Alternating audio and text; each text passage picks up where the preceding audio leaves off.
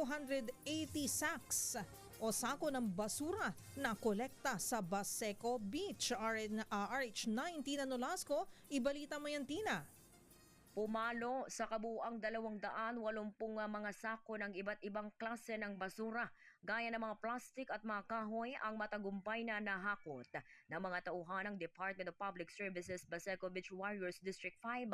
Resulta ito ng isinagawang clean-up operations sa dalampasigan ng Baseco Beach.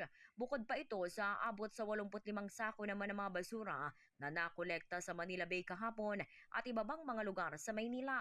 Layunin ng clean-up operations na malinis at maalis ang mga nakatambak na basurang inanod sa dalampasigan upang mapanatili ang kalinisan at kaligtasan sa lugar. Patuloy namang nananawagan ng mga otoridad sa mga residente na maging responsable sa pagtatapon ng basura. Ito si RH19 Tina Nolasco para sa DZRH, una sa Pilipinas, una sa Pilipino.